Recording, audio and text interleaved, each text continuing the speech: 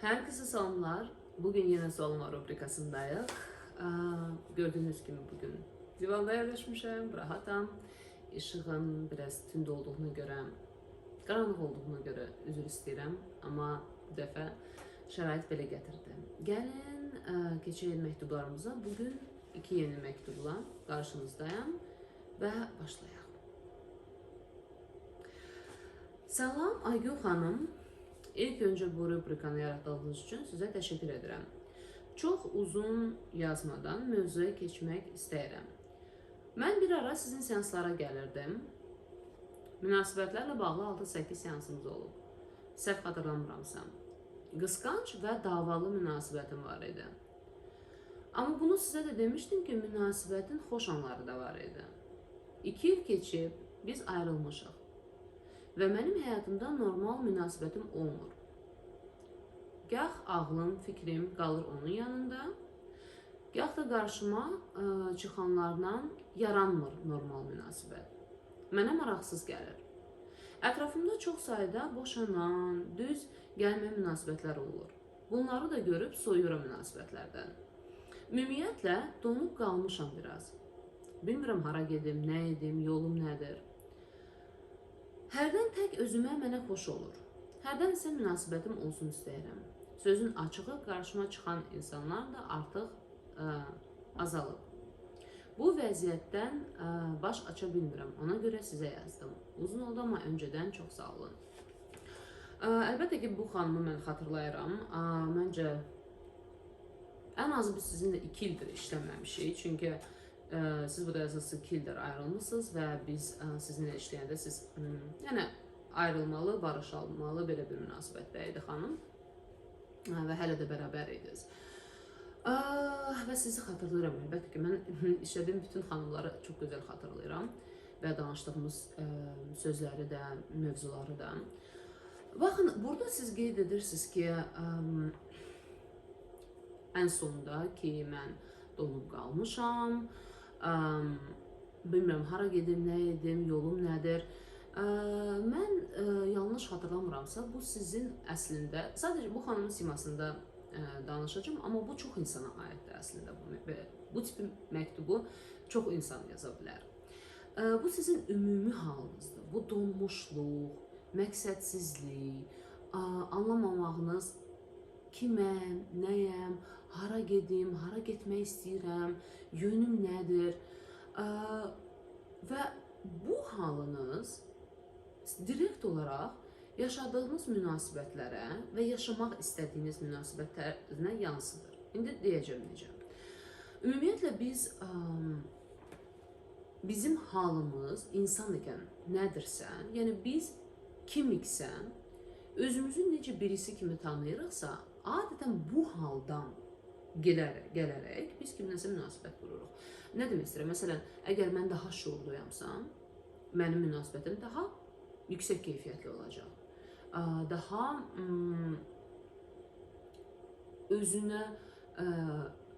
özünü tanıyan, özümlə daha çox sülhdə olan bir insanı seçəcəm. Çünki özüm də eləyəm.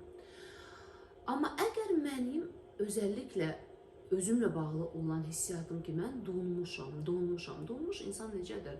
Yəni, özünü bir növ belə duruxmuş, cansız hiss edəndir.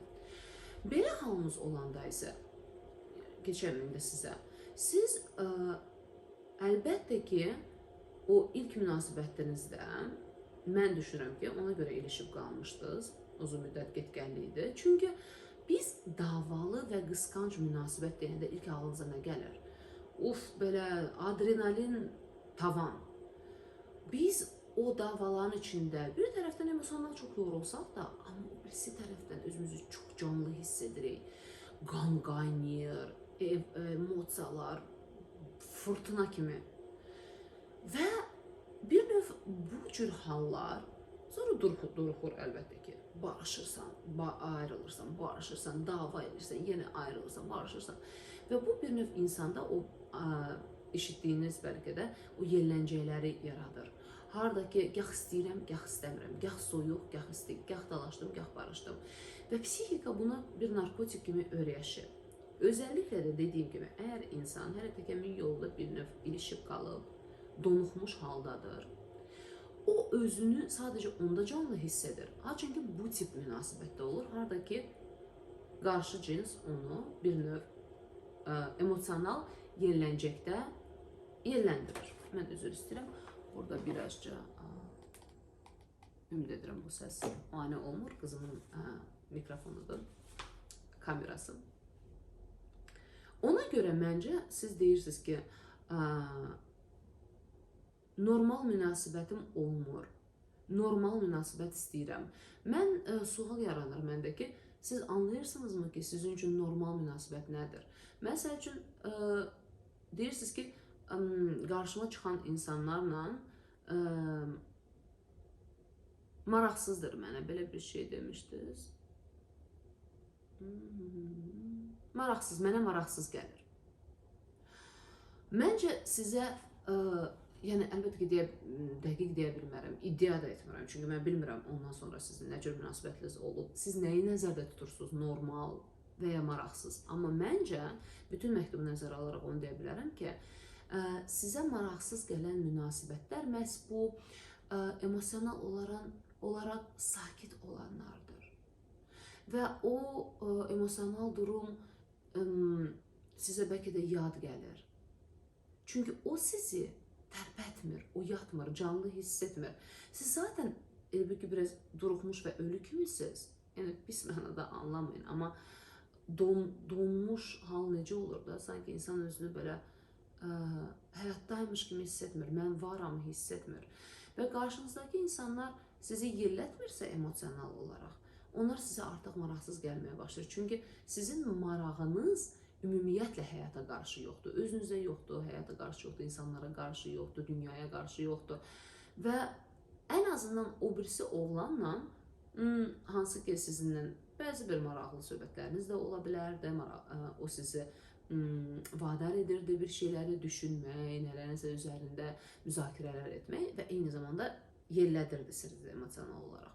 Bu birisi insanlar daha sakitdirsə və ya daha intellektual olaraq çox da inkişaf etmiş deyilsə, yəni bir növ daha çox durğunluğuyla sizə bənzəyir, donmuşluğuyla ya da maraqsızlığıyla sizə bənzəyir. Əlbəttə ki, o insanlarla sizə maraqlı olmayacaq. Çünki onlar bir növ sizin həyatınıza sanki heç nə qatmır, sizi heç bir şeyə doğru aparmış kimi hiss edirsiniz. Amma bu problem onlarla bağlı bir şey deyil. Əlbəttə ki, onlar maraqsız olmaya bilər, amma sizin özünüzlə ilk növbədə münasibətiniz nədir? Sizin niyə həyata, insanlara marağınız yoxdur? Bax, bununla ümumən işləsəniz, mən əminəm ki, qurduğunuz münasibətlərin keyfiyyəti də dəyişəcək və siz daha çox, daha net anlayacaqsınız. Normal münasibət istəyirəm deyəndə nəyi nəzərdə tutursunuz? Çünki hal-hazırda siz mənə deyə bilərsiniz ki, necə normal münasibət necə olur? Hamı kimi istəyərəm ki, davasız, qırğınsız, ekstrem qısqanclıqsız olsun. Ola bilər, amma o tərz münasibət sizin qarşınıza çıxanda sizə maraqlı gələcək. Çünki sizi, dediyim kimi, emosional olaraq oyatmayacaq. Bu qədər. Keçirəm ikinci məktuba. Salam Aygün xanım, sizə bugün heç cür öhdəsindən gələ bilmədiyim bir məsələ haqqında danışmaq istəyirəm. Mən uşaqlığımdan bəri şiddət, alçaldırma, tələbatlarımın yerli-yerindən ödənilməməsindən əziyyət çəkmişəm.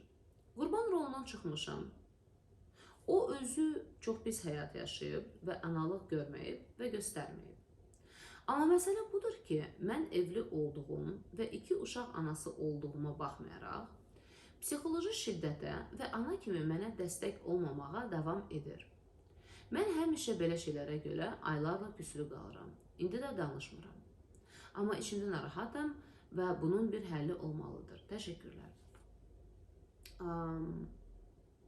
Bilirsiniz, eyni bu məktubu sadəcə valideynlər haqda deyil də, çox qadın qarşı cinslə olan münasibəti haqda yaza bilər. Evlilikləri haqda yaza bilər. Siz valideyn, biz ümumiyyətlə hamımız valideynimizdən, uşaq tərəfimizdən çox asılı oluruq və ölənə kimi gözləyirik ki, valideynimiz dəyişsin, düzəlsin. Bir növ burada əsas problem mən görürəm nədədir ki, siz bir yetişkin olaraq hələ ki ananızdan o separasiya adlandırdığımız, yəni ayrılma prosesindən keçməmisiniz. Okey, deyirsiniz, anlayışla yanaşıram, başa düşürəm, mən anam niyə belədir. Amma eyni zamanda da ondan olan gözləntiləriniz dəyişməyib. Biz ümumiyyətlə valideynimizə ayrı bir fərd kimi nə qədər də baxmağa çalışsaq, okey, anladım, o özü bilməyib, eləməyib, qəsdən heç eləməyib desək də, bizim bir növ uşaq tərəfimiz var, hansını ki biz çox zaman nəzərə almırıq. Sanki özümüzü tanımlayırıq o yetişkin mənlə, hansı ki qurbandan çıxıb, anasını artıq qınamır, amma nədənsə yenə küskünlüyü var. Nədənsə mən aylarla danışmıram anamla və ona qarşı gözləntilərim dəyişmir. Məsələn, siz niyə düşünürsünüz ki, ananız bu haldaykən, yəni uşaqlıqdan bəri tanıdığınız ananız heç bir terapiyaya keçmədən, heç bir müşahidələr aparmadan, o özünü refleksiya etmədən nəyə görə dəyişməli idi ki? Nəyə görə sizin evlənib, ailədən getməniz və ana olmanız onun sizə qarşı olan münasibətini dəyişdirməlidir? Dəyişdirmir. Çünki insan nə elədiyini anlamaq üçün bəli uzun bir yolu keçməlidir. Və çox zaman artıq, yəni ən azından bir yəqin ki 50 üstə yaşı var. Bilmirəm də ananız neçə yaşında evlənib, siz neçə yaşındasınız, amma belə təsəvvür etsək ki 60-a yaxın heç olmasa bir yaşı var. Biz deyə bilərik ki bu bir o kateqoriyadadır, hansı ki artıq dəyişmir və onlarla hisslərimizi müzakirə eləməyə, nəyisə başa salmaq, anlatmaq çox çətin və emosional, gərgin bir şey çevrilə bilər. Bunu mən məsləhət görmürəm çox valideynlərlə bunu eləmək. Çünki artıq o yaşda insan öz doğrularını dəyişə bilmir. Öz doğrularından da birazca belə şübhə eləmək, onların bütün yaşadığı həyatın yalan olduğunu anlamasının o qədər çətin bir şeydir ki, zaten mən bu səbəbdən artıq 50 üst yaşlarında xanımlarla işləməməyə qərar vermişəm. Bir aralar xanımlar öz valideynlərini yönəldirdilər və mən işləməyə çalışırdım və mən o qərara gəldim ki, yox, mümkün deyil.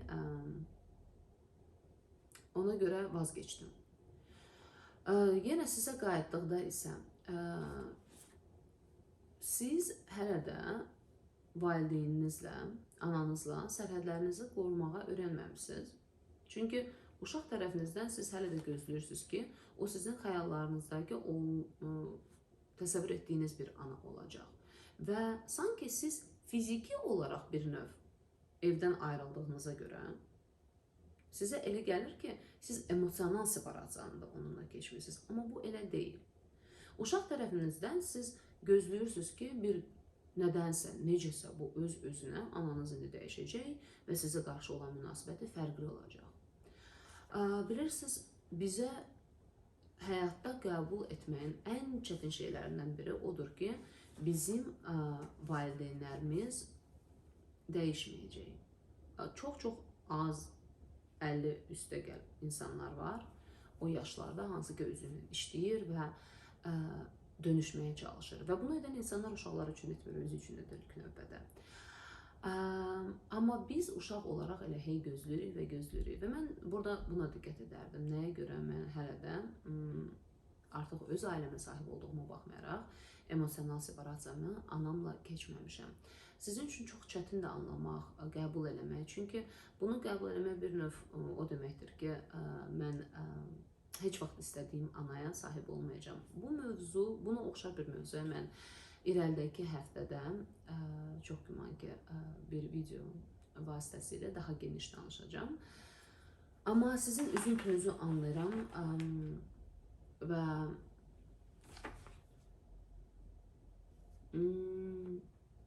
Küskünlüyünüzün də əsas səbəbi ondadır ki, siz bu sanki səbəb nəticəni qurmursunuz. Biz anlayanda ki, qarşımızdakı insan nəyə görə edir və bizim gözləntilərimiz nədir, onda inanın mənə, o küskünlük ortadan qalxır. Küskünlük çox zaman onda olur, nə zaman ki biz emosional olaraq özümüzü anlamırıq və qarşındakı insanı anlamırıq. Sanki siz bu küskünlüyünüzlə bir növ ananızı hələ də nəticəsiz olaraq, baxmayaraq ki, illərlə bunu edirsiniz, uşaqlıqdan bəri edirsiniz, amma sanki eyni taktika ilə emosional təzyiqi göstərməyə çalışırsınız ananıza ki, bəlkə o dəyişir sizə fərqli davrana, amma bu elə olmur. Eyni zamanda da bu bir növ küskünlük sizə imkan yaradır ananızdan bir müddət belə olsa o separasiyada olmaq, məsafədə olmaq və bu sizə bir növ imkan yaradır, fürsət yaradır onunla kontaktda olmamaq, danışmamaq və təbii ki, o müddətdə də o sizə o şiddəti, emosional şiddəti göstərə bilmir və siz emosional olaraq daha az tədirgin olursunuz. Belə bu qədər. Bugünkü məktublarımız da bitdi. Təşəkkür edirəm. Məktublarınızı göndərməyə davam edin. Mən isə sizinlə gələn həftə görüşərəm. Sağ olun.